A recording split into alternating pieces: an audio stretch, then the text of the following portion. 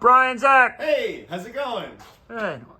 Come on in. It's James Taylor. Look at this. Wow. Is this there's okay behind the red door. Yeah, come on in. Let's check this out. Welcome.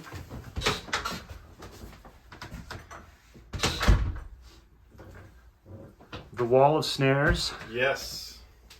Beautiful, beautiful. Let's do a nice broad overview. I think people have seen this studio before, but I'll have some specific questions for you. Great. I'm happy to answer. Nice.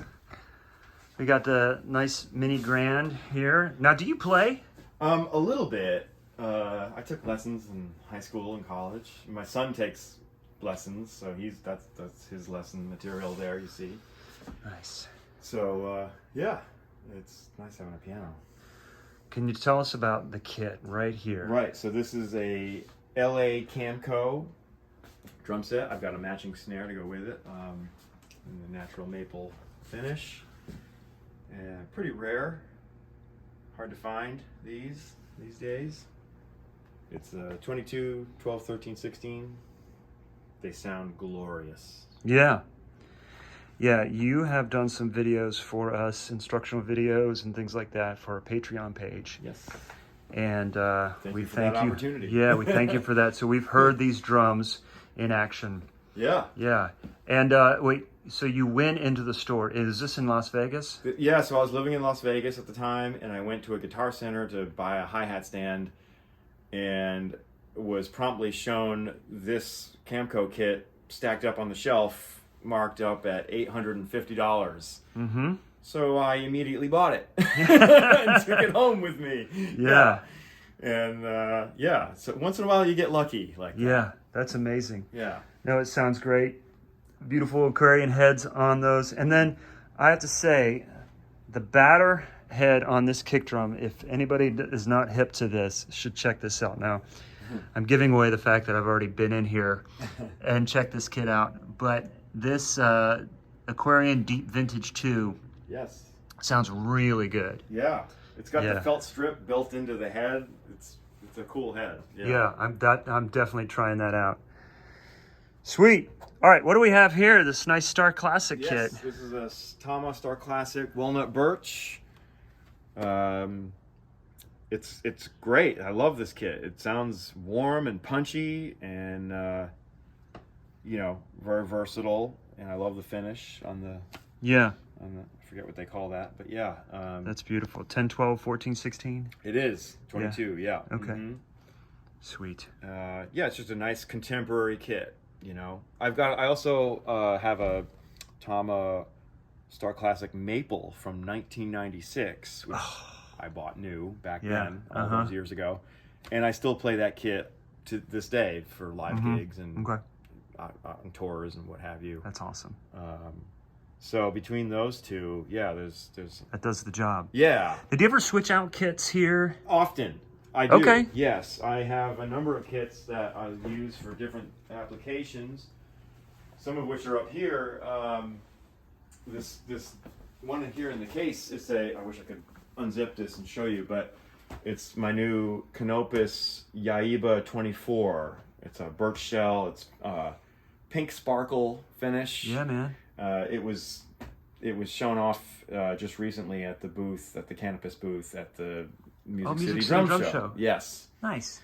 So there's that. And then there's this Yamaha Maple Custom Bop kit with the gold lugs. Beautiful kit. 1940s Radio King, 24, 13, 16. And back there is a Ludwig 1965 Club Date, 12, 14, 20-inch kick drum. Sweet. Yeah, so some vintage kits and some new kits, and Yeah. I'm into that. That covers it all. Yeah. That covers it all. Yeah, Nice. and then the wall of snares, as you Wall of previously snares. mentioned. Yeah. Is there a snare drum here you haven't touched in a really long time? Yes. Definitely that piccolo down there. Yeah. And the reason I ask is I have drums like this as well. I think we all do. Then we end up just not getting rid of them? Yeah. Because you figure one of these days I'm going to need that for something. I have used it on sessions for different applications, but it's been a long time. It's been over a year. Yeah. Tell me about this guy. That's a Rogers Power Tone, chrome over brass. That's a sleeper drum. If you don't know about that one, that is a nice sounding drum. 8 lug? I think so, yes. Okay. People talk about the Dynasonic all the time. Yes. I actually like this one better. Okay. It just has it's actually a really good Nashville drum. Oh. And so is this one, as it turns out. And that's very much not why I bought it when I bought it back in, over 20 years ago. I was trying to be Bill Stewart back then. I was going to ask. I'll let you know how that goes, or how that went, rather. But yeah, so Bill Stewart used to play this drum all the time when he was playing around New York in sessions and whatnot, and I wanted to sound like that. And then I grew out of that phase, and then turns out this is a great Nashville drum, just for backbeats and playing, Nashville sessions. So that's the hammered bronze. Okay. Ludwig. Beautiful, man. Canopus, the BB. It's a Black Beauty. Their version of the Black Beauty. 1965 Slingerland. Canopus, Yaiba Birch. Let's see, Tama SLP Bubinga. Slingerland Radio King with the wood hoops. Oh, wow. That's beautiful. Tama Star Classic G Maples, like a 14 ply. I mean, this thing is a beast. Oh, wow. If I want to wake the dead, I use that drum. Okay. That's the matching snare for the bop kit. That one I got, it was given to me for doing a session. That's a field drum by Gretsch, and I use that for like overdubs a lot. Oh, just neat. If you want to get like a marching Yeah, type of thing. for sure. We talked about, that's the brass piccolo, Yamaha. Tama SLP Walnut. That's a fine drum right there. Okay. That's a real dark, warm sound. I like it. I like it a lot. Matching snare for the Camco. Beautiful. That is a late 50s Gretsch round badge. This used to be my jazz snare when I was a student and beyond. And I've just this is another snare I haven't used in a long time, just because I have other options now. But 6 lug. I forget the model number, model name, what they call that drum, but it's a nice drum. Some of those drums that have fewer lugs, there's an overtone about them. Yeah. That especially were really popular there for a while. Yeah, it's true. I like 6 and 8 lug drums. The Power Tone, there's the Superphonic. This is the Ludwig, the 100th anniversary Black Magic. It's got that funky, it's not etched, but I don't know how they make that. Mm-hmm. Or maybe it is etched and not the, who's that guy that does all the... John... Yes. I don't forget, but yeah. John. No, yeah. Right. This is a great brass, just nickel over brass, beautiful sounding drum. Nice. Of course, you got to have an acrolite. Gotta have an acrolite. Gotta have an acrolite. Every studio has to have one. Yeah. This is, I'm probably going to sell this because it's Tama's version of the acrolite. It's the, aluminum shell. Okay. But I've got an acrolite. I've got a number of aluminum shells now. Okay. And so that's why it's just kind of out. I'm ready to sell that thing. And various other things, Tabla. Don't ask me to play those because I don't know how to play them, but I have now, them. what they is look this, nice. Dude? This is insane. I just did a video on this for CP, Creative Percussion. It's called the Head Shaker, and it uses this hi-hat attachment, and it goes on your hi-hat rod, and then using the pedal, it creates like a...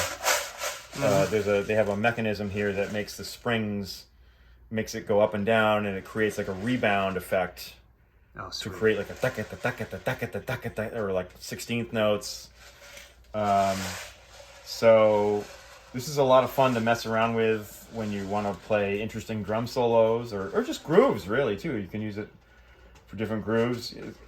It requires a degree of practicing for your left foot to work in time to make that thing. So where can people see the video? Is this on your Patreon page?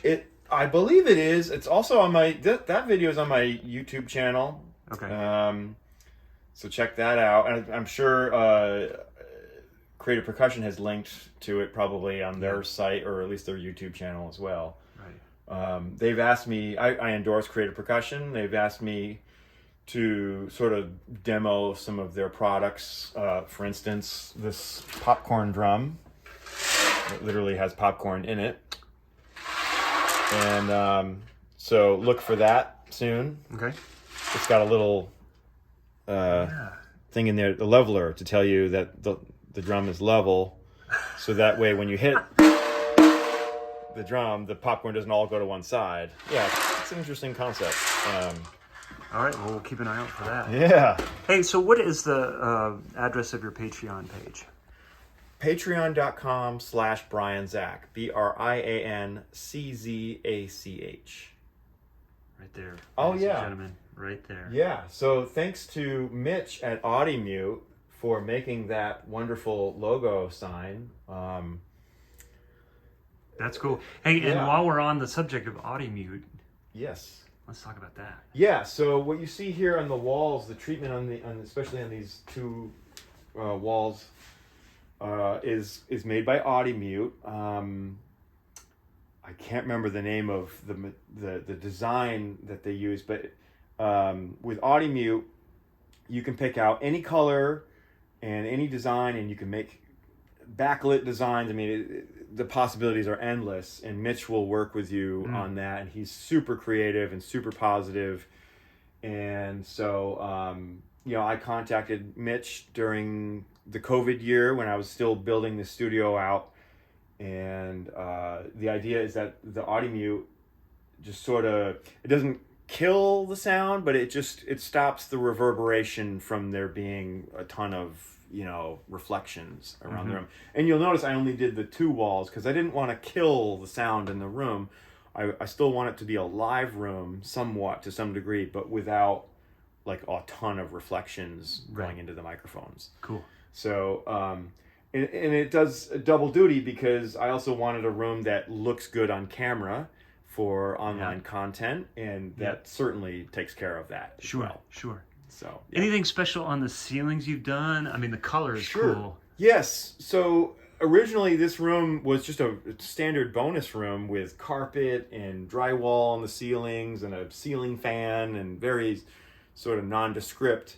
And so when I had the idea of renovating the studio room and just making it into what it is now, I had a contractor come over. He actually is my neighbor on that side. So perfect. Yeah. So he came over and he did most of this work, but with the help of my wife, who was trained as an architect, and she helped design and come up with some ideas.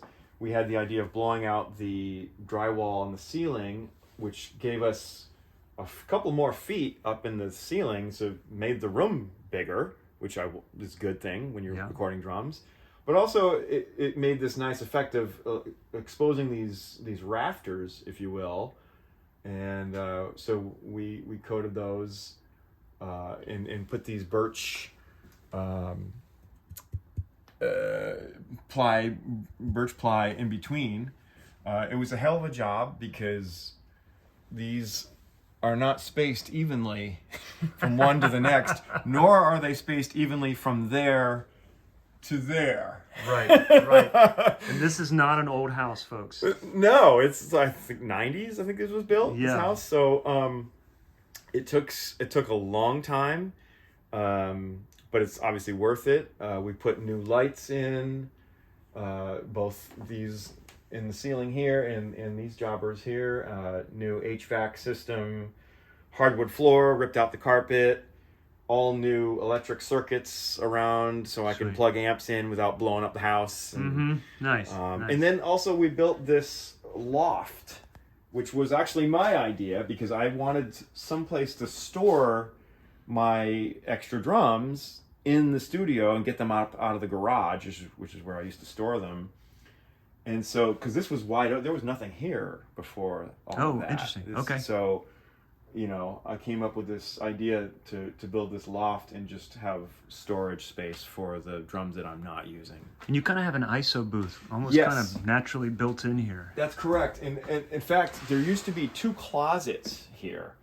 And so we destroyed the one to make more room. And then we kept this, the idea was to keep this one and turn it into an ISO booth. And for, vocal overdubs or percussion overdubs, sometimes if I'm in here recording like a bass or a guitar, I can put the amp in here and close the door, and it isolates it from the drum mics and That's awesome. that sort of thing. That's so cool. That's cool. And then there's the piano. Then there's the piano. Does not fit in. Does not. Small miracle to get that through the. I forgot to ask about that. Yeah. Yeah. How did thank God we bought the piano and it was delivered before the stairs and everything was finished. Okay. Because we literally had to sort of push it in through the doorway, and it kind of didn't fit. It took 2 piano moving teams. Yes, 2. And like I said, it was a small miracle that we got it in here. I don't know if we'll ever get it out. I was going to say, you're going to sell it with the house. We're here for long term. So, okay. Yeah.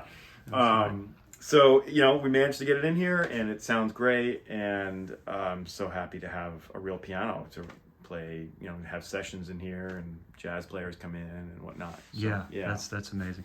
Fiberglass, vintage LP, congas. LP congas. These are hard to find. I'm not a conga player much myself, but I do, do overdubs and sessions. It works. I'm able to do that. So, nice. Yeah, it's a lot of fun. I have the matching bongos too here. Fiberglass as well? Same Sweet. exact. Yeah. All right. So pretty awesome. I should mention this snare drum too. This is the Canopus, the NV50 M1, which is sort of a copy of the old Gretsch. It's a 3-ply maple shell with the brass straight hoops. Oh, okay. Single flange. Yeah. This drum, this is my jazz drum now, and among other things, and it is a fantastic drum. It's one of my favorites. So it's, pronounce that, the brand name. Some people say Canopus. Yeah. Other people say Canopus. I think either one. I've actually heard the Canopus people say both. Oh, interesting. They're based in Japan. Okay. Their headquarters is in Tokyo. Yeah. And I'm going to Japan later this year in October, and I'm hoping to go and visit them at their factory and their place. That'd be great. That would be great. All right, tell us about your interface. We were talking briefly about this before. Okay, well, it's nothing. It's modest, but everything's running through the Apollo 8P. So 8 channels there, and I have another 8 channels running through the Focusrite Claret 18i20. And then I'm also using the first 4 channels of the Apollo are going through the Warm Audio 412 for just some different coloration of sound. Let's see what else is here. There's the Behringer, the P16 monitoring system. Still working out all the routing and trying to get that sorted so that I can control each. There's 16 channels that you can okay, control. so that's the rack mount for let's go over it's here. All Ethernet. So I've got 3 of these boxes. There's one here, there's one in the ISO booth, and right now there's one at the drums. Yep. And so typically, you can choose whichever channel you want and turn it up, turn it down, and have full control over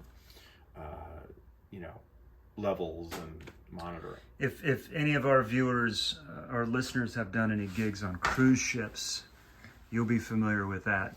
Yeah, I suppose. I haven't been on a cruise ship in many years. They had those, the Avions. Yeah. Were popular. Yeah. They didn't have that back when I was working on. Okay. That was like a lifetime ago, but yeah. Yeah. We had those personal hotspots. Yes. Jeez. I've got some of those. Yuck. Left that over. Was awful. Yeah, I didn't know how bad it was even then. No, but that's the beauty of it. Oh, is it? Yeah.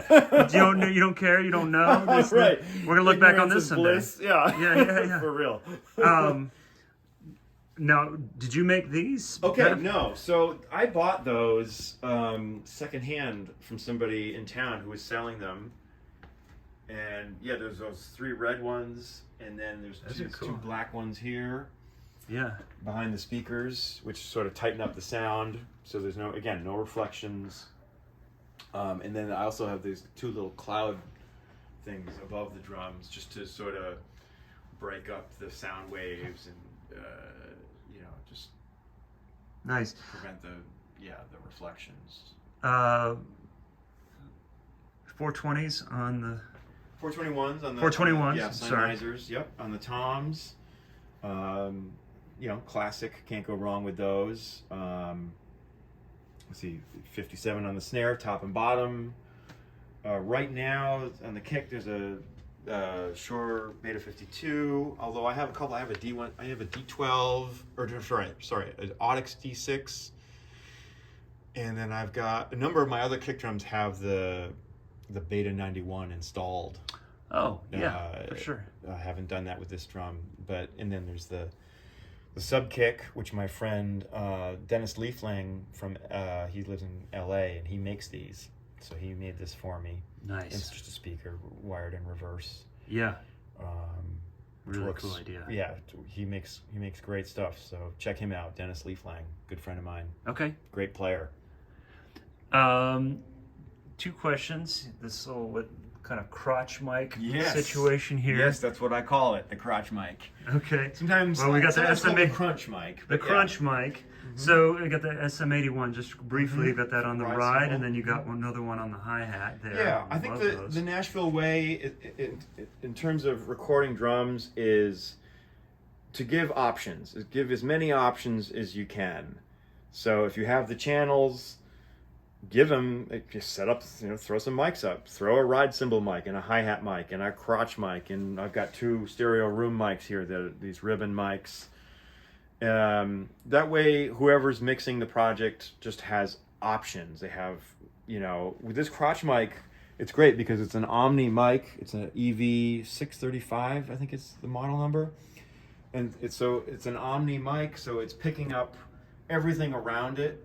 And I try to place it in a place so that it's looking at the snare drum shell, but also equidistant from the rack tom, the floor tom, and the kick drum where the beater hits the bass drum. And so it's picking up the whole kit.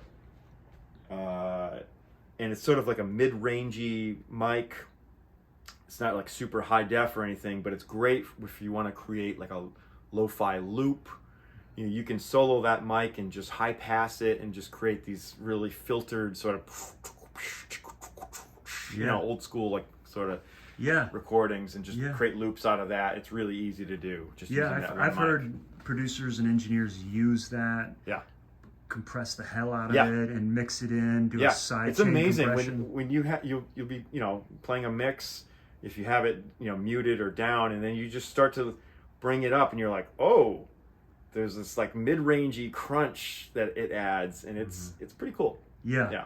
And I don't know how much you're doing mixing of your own tracks, but I know that we're giving people these options to use.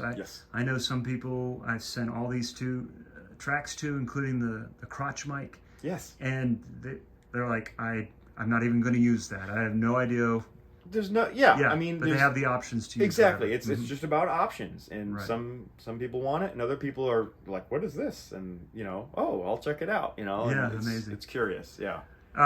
What's this guy here? Yeah, these are You got a stereo set here. With this one, and then these are the what are they called? Fathead 2 Cascade. These are ribbon mics, and they're great room mics. Ribbon mics have more of a creamier sound, a little less top end, so the cymbals aren't so harsh. And sometimes I use these for overheads. They're great overheads too, depending on the color of the drum kit that you want to achieve. For a while I was using these as overheads like all the time. Just depends on who you're working for, the producer or the engineer or the artist, and what they're looking for. Right now I've got the Earthworks SR25s on overhead, and those are a lot more transparent and just I don't know what you'd say. Just a cleaner high sound? def, very clean. Yes. Okay. Yeah, just a very natural sound from the earthworks. Yeah. You know, the ribbons give you a thicker, creamier tonality. Sure. So yeah, just options again, just colors. Right. No, I find it interesting because you're talking about a couple things where you're adding personality and color, whether it's the warm audio 412 or these The different drum kits. Yeah, I mean, it's all about making those decisions. Yeah. It's a big thing, and yeah, I mean, you asked me like if I change out the kit, and I do. I mean, it's work to do that. You pull the mics off and take it down and pull it out from wherever, and I mean, but that's what we do, isn't it? I mean, that's part of the and joy. It's all there. It's all there. I'm always, when I'm doing it, I'm always like, oh gosh, okay. But when I'm done doing it and I've recorded whatever I needed to, I'm always so glad that I did it, because the end result is like, oh, there you go. Yeah. Very nice. Okay, patreon.com/Brian Zach. Yes. And your YouTube page, is it connected to you? It is. It's a funny name. It's my old business name, In the Right Tempo, which is actually an old Frank Sinatra quote from the live at the Sands with Count Basie Band. I believe when they were kicking off the Fly Me to the Moon, Frank Sinatra on the mic says, "In the right tempo" this time. And this is like 20 years ago when I made this, this name. And so it was an inspiration for me to take it and say, I'm going to call my company In the Right Tempo, which it's not called that anymore. My new company is called Brian Zach Music, LLC. Yeah, so. Well, we'll put that in the show notes for sure below this video. You guys can check that out. Yeah. Go to his Patreon page, see the content he has, and all that good stuff. Yeah. There's that. Thank you, Brian. Thank you.